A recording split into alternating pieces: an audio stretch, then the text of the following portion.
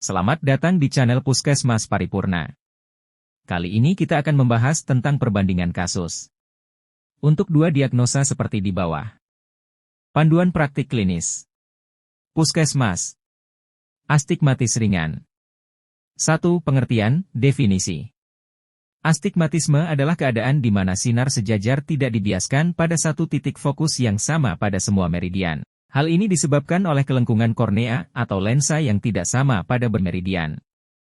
2. Anamnesis.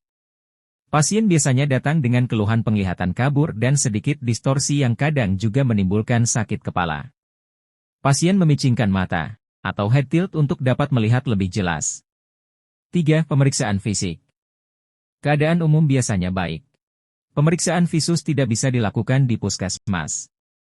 4. Pemeriksaan penunjang. Tidak diperlukan. 5. Kriteria diagnosis. Penegakan diagnosis dilakukan berdasarkan anamnesis dan pemeriksaan refraksi. 6. Diagnosis kerja. Astigmatisme. 7. Sis banding. Kelainan refraksi lainnya. 8. Penata laksanaan. Di puskesmas. Tidak dapat memberikan kacamata. Penggunaan kacamata lensa silindris dengan koreksi yang sesuai. 9. Edukasi. Memberitahu keluarga bahwa astigmatisme merupakan gangguan penglihatan yang dikoreksi. 10. Kriteria rujukan. 1. Tidak ada pemeriksaan visus. 2. Tidak ada koreksi kacamata. Resep kacamata harus dari spesialis mata. 11. Prognosis. 1. Et vitam. Bonam. 2. Et funtionam. Bonam. 3. Et sanationam. Bonam. 12. Referensi. Keputusan Menteri Kesehatan Republik Indonesia Nomor HK-02-02 Menkes 514/2015 tentang panduan praktik klinis bagi dokter di fasilitas pelayanan kesehatan tingkat pertama. Panduan praktik klinis. Puskesmas. Diabetes mellitus tipe 2. 1. Pengertian, definisi. Diabetes mellitus, DM, tipe 2. Menurut American Diabetes Association, adalah kumulan gejala yang ditandai oleh hiperglikemia akibat defek pada kerja insulin, resistensi insulin, dan sekresi insulin atau kedua-duanya. 2. Anamnesis. Keluhan. 1. Polifagia. 2. Poliuri. 3. Polidipsi. 4. Penurunan berat badan yang tidak jelas sebabnya. Keluhan tidak khas. 1. Lemah. 2. Kesemutan, rasa baal di ujung-ujung ekstremitas. 3. Gatal. 4. Mata kabur. 5. Disfungsi ereksi pada pria. 6. Pruritus vulvae pada wanita. 7. Luka yang sulit sembuh. Faktor risiko. 1. Berat badan dan obese, IMT 25 kg M2. 2. Riwayat penyakit DM di keluarga. 3. Mengalami hipertensi, TD 140/90 mmHg atau sedang dalam terapi hipertensi. 4. Riwayat melahirkan bayi dengan BBL 4.000 gram atau pernah didiagnosis DM gestasional. 5. Perempuan dengan riwayat polycystic ovary syndrome. 6. Riwayat GDPT, glukosa darah puasa terganggu, TGT, toleransi glukosa terganggu. 7. Aktivitas jasmani yang kurang. 3. Pemeriksaan fisik. 1. Penilaian berat badan. 2. Penurunan visus, lensa mata buram. 3. Ekstremitas, uji sensibilitas kulit dengan mikrofilamen. 4. Pemeriksaan penunjang. 1. Gula darah puasa. 2. Gula darah 2 jam postprandial. 3. Urinalisis. Pada pasien prolanis DM dilakukan pemeriksaan laboratorium. 1. HbA1c. 2. Fungsi ginjal. 5. Kriteria diagnosis. Kriteria diagnostik DM dan gangguan toleransi glukosa. 1. Gejala klasik DM, poliuria, polidipsia, polifagi, glukosa plasma sewaktu 200 mg, DL, 11,1 mol, liter. Glukosa plasma sewaktu merupakan hasil pemeriksaan sesaat pada suatu hari tanpa memperhatikan waktu makan terakhir atau 2. Gejala klasik DM, kadar glukosa plasma puasa 126 mg, DL.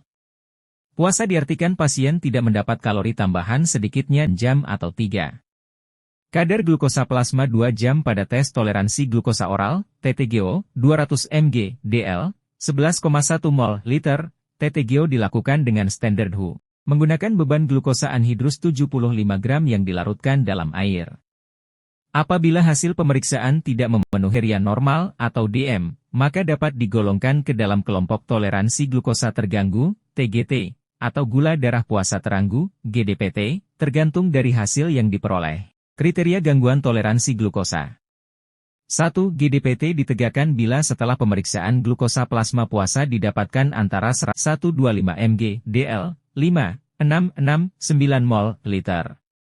2. TGT ditegakkan bila setelah pemeriksaan TTGO kadar glukosa plasma 140-199 mg, DL pada 2 jam sesudah beban glukosa 75 gram, 7,8, 11, 1 mol, liter, ya.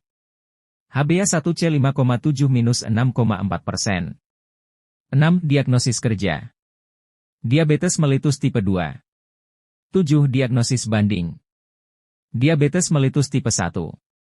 8. Penata laksanaan. Penata laksanaan terapi untuk diabetes mellitus dilakukan modifikasi gaya hidup dan pengobatan, algoritma pengelolaan DM tipe 2. Algoritma diagnosis diabetes mellitus tipe 2.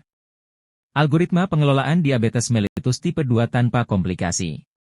Catatan, pemilihan jenis obat hipoglikemik oral, WHO, dan insulin bersifat individual tergantung kondisi pasien dan sebaiknya mengkombinasi obat dengan cara kerja yang berbeda. Dosis WHO. Cara pemberian WHO terdiri dari 1. WHO dimulai dengan dosis kecil dan ditingkatkan secara bertahap sesuai respons kadar glukosa darah, dapat diberikan sampai dosis optimal. 2. Sulfonylurea, 15-30 menit sebelum makan. 3. Metformin, sebelum pada saat sesudah. 4. Penghambat glukosidase, acarbose bersama makan suapan pertama. 2. Edukasi. Edukasi meliputi pemahaman tentang 1. Penyakit DM tipe 2 tidak dapat sembuh tetapi dapat dikontrol. 2. Gaya hidup sehat harus diterapkan pada penderita misalnya olahraga, menghindari dan menjaga pola makan. 3. Pemberian obat jangka panjang dengan kontrol teratur setiap 2 minggu.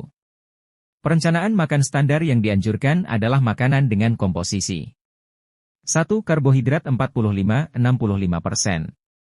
2. Protein 15-20%.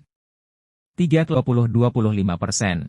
Jumlah kandungan kolesterol disarankan 300 mg hari.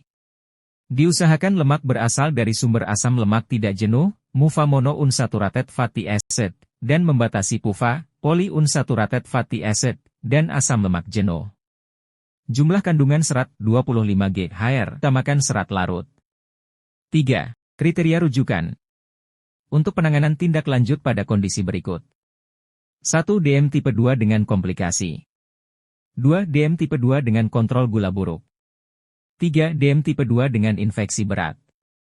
4. Prognosis. Prognosisnya adalah dubia. Karena penyakit ini adalah penyakit kronis. Quo ad vitam umumnya adalah dubia ad bonum, namun quo ad functionam dan sanationamnya adalah dubia ad malam. 5. Referensi. Keputusan Menteri Kesehatan Republik Indonesia Nomor HK-02-02, Menkes 514/2015 tentang panduan praktik klinis bagi dokter di fasilitas pelayanan kesehatan tingkat pertama.